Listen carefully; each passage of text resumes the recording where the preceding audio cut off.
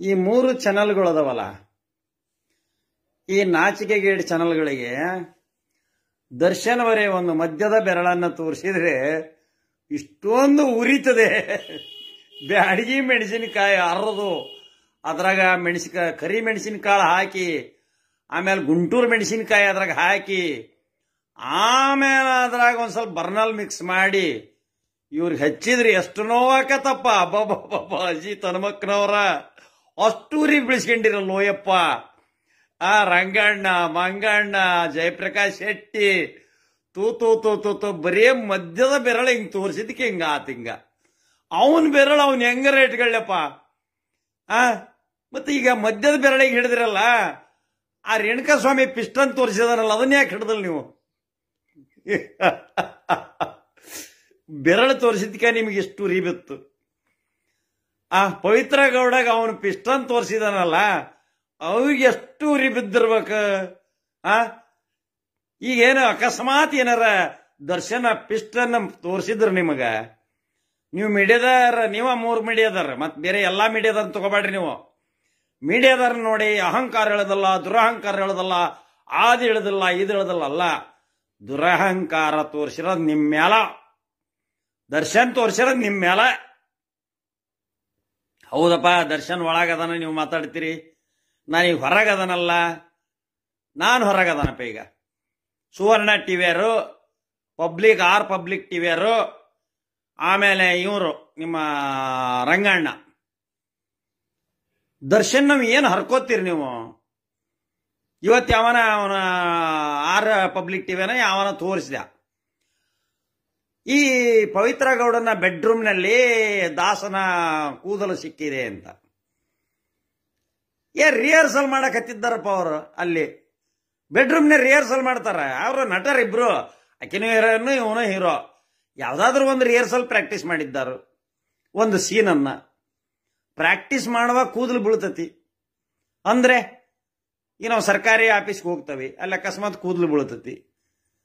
ಈಗ ನೀವು ಹೊಕ್ಕೀರಿ, ಎಲ್ಲೆಲ್ಲರ ಹೊಕ್ಕೀರಿ. ನೀವು ಅಜಿತ್ ಏನ್ ಎಲ್ಲೆಲ್ಲಿ ಹೋಗಿಲ್ಲ, ಅದೇ ಅವೆಲ್ಲ ಕೂದಲೆಲ್ಲ ಉದ್ರೇವಲ್ಲ, ಎಲ್ಲೆಲ್ಲಿ ಬಿದ್ದವ ನಾವು. ದರ್ಶನ್ ಕೂದ್ಲ ಅಂದ್ರೆ ಯಾವ ಕೂದ್ಲ?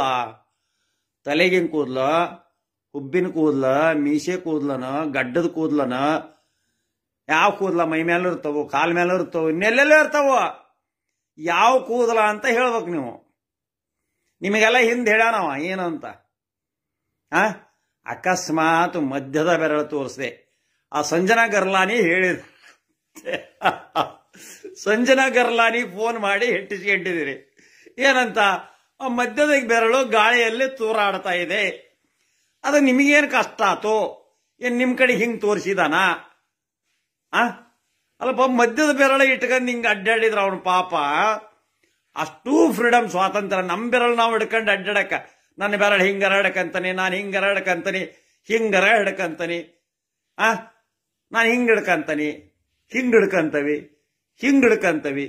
ನಿನಗೆ ಏನಪ್ಪ ತೊಂದ್ರೆ? ಮೀಡಿಯಾದರಿಗೆ ಏಟರ ಉರಿ ಬಿದ್ದಿದ್ದೈತಿ ನಿಮಗೆ, ಏಟು ಉರಿ ಬಿದ್ದಿದ್ದೈತಿ ನಿಮಗೆ. ಅಕಸ್ಮಾತ್ ದರ್ಶನ್ AK-47 ತೋರಿಸಿದ್ರೆ ಏನ್ ಮಾಡ್ತಿದ್ರಿ ನೀವು? ದರ್ಶನ್ ಏನಾರ ಮಿಷನ್ ಗನ್ ಹೊರ ತೆಗೆದಿದ್ರ ಆ ಕತಿ ಏನ್ ನಿಂಬುದು? ರೇಣುಕಾಸ್ವಾಮಿ ಮಿಷನ್ ಗನ್ನಿನಿಂದ 303 ಗನ್ನಿಂದ, ಅದೆಲ್ಲ ಮಿಷನ್ ಗನ್ 303 ಗನ್ನಿಂದ ಇಷ್ಟೊಂದು ಪ್ರಳಯ ಚಲವಾಗೈತಿ. ಮೀಡಿಯಾದವ್ರಿಗೆ ಅನ್ನ ಸಿಕ್ತು ರೇಣುಕಾಸ್ವಾಮಿ ಕಡಿದ್ದ. ನಿಮಗೆ ಮೀಡಿಯಾದ ಸ್ಪೆಷಲಿ ನೀವು 3 ಮಂದಿಗೆ ನೀವು ಏಟ್ ದುಡ್ಕೋಬೇಕ ದುಡ್ಕೊಂಬಿಟ್ರಿ. ಅಯ್ಯೋ ಪಾಪ, ಅಯ್ಯೋ ಪಾಪ, ಅಯ್ಯೋ ಪಾಪ ಅಂತ ಹೇಳಿ. ಹೌದಾ? ನಿಮಗೆ ಬೆರಳು ತೋರಿಸಿದ್ದಕ್ಕೆ ಇಷ್ಟ ಆತು. ಪವಿತ್ರ ಗೌಡಗ ತೋರಿಸಬಾರ್ದವೆಲ್ಲ ತೋರಿಸಿದ್ದಾರೆ. ಅಕ್ಕಿಗೆ ಅಷ್ಟು ಉರಿ ಬಿದ್ದಿರ್ಬೇಕಲ್ಲ. ಮಾನ ಮರ್ಯಾದೆ ನಾಚಿಕಿದ್ರ ತಿಳ್ಕೊಳ್ರಿ ಒಟ. ನಾಗರಾಜ್ ಕೊಡುಪ್ಲಿ, ಪ್ರಣಯ ಮ್ಯಾನ್ನೋರ್. ಸೊ ಸ್ನೇಹಿತರೆ, ಇಲ್ಲಿವರೆಗೂ ನೋಡಿರುವಂಥದ್ದು ನಾಗರಾಜ್ ಕುಡ್ಲುಪಟ್ಟಿ ಅಂತ ಒಬ್ಬರು ಕ್ರಿಮಿನಲ್ ಲಾಯರ್ ಅಂತ ಇದ್ದಾರೆ. ಸೊ ಬೇಸಿಕಲಿ ಮೀಡಿಯಾದವರು ದರ್ಶನ್ ಅವರ ಬಗ್ಗೆ ಈ ರೀತಿಯಾಗಿ ಒಂದು ನ್ಯೂಸನ್ನು ಎಕ್ಸಾಜರೇಟ್ ಮಾಡಿ ತೋರಿಸ್ತಿದ್ದಾರೆ ಅನ್ನೋ ಒಂದು ಮಾತಿನಿಂದ ತುಂಬ ದಿನಗಳಿಂದ ಆಕ್ರೋಶವನ್ನು ತಮ್ಮ ಸೋಷಿಯಲ್ ಮೀಡಿಯಾ ಅಕೌಂಟ್ ಆಗಲಿ ಮತ್ತು ಯೂಟ್ಯೂಬ್ನಲ್ಲಿ ತಮ್ಮ ಒಂದು ಏನು ಅಗ್ರೆಷನ್ ಇದೆ ಅದನ್ನು ತೋರಿಸ್ತಾನೆ ಇದ್ದಾರೆ. ಸ್ಪೆಷಲಿ ಅಜಿತ್ ಹನುಮಕ್ಕನವರು ಮತ್ತು ರಂಗನ್ ಅವರು ಈ ಒಂದು ನ್ಯೂಸ್ಗೆ ಏನು ಕವರೇಜನ್ನು ಕೊಡ್ತಾ ಇದ್ದಾರೆ.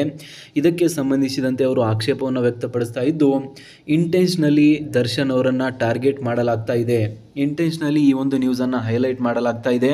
ಸೊ ಆ್ಯಸ್ ನೀವು ಆಲ್ರೆಡಿ ಈ ಒಂದು ವಿಡಿಯೋದಲ್ಲಿ ನೋಡಿರೋ ಹಾಗೆ ಏನು ರೇಣುಕಾ ಸ್ವಾಮಿ ಮಾಡಬಾರ್ದ ಕೆಲಸವನ್ನು ಮಾಡಿದ್ದಾನೆ, ಯಾವೊಂದು ಪ್ರೈವೇಟ್ ಅಂಗ ಇದೆ ಅದನ್ನು ತೋರಿಸಬಾರ್ದು, ಅದನ್ನು ಅವನು ಫೋಟೋ ಕಳಿಸುವ ಮುಖಾಂತರ ಒಬ್ಬ ಹೆಣ್ಣು ಮಗಳಿಗೆ ಅವಮಾನವನ್ನು ಮಾಡುವಂತಹ ಕೆಲಸ ಮಾಡಿದ್ದಾನೆ. ಆವಾಗ ನಿಮಗೆ ಅಷ್ಟು ಸಿಟ್ಟು ಬರಲಿಲ್ಲ.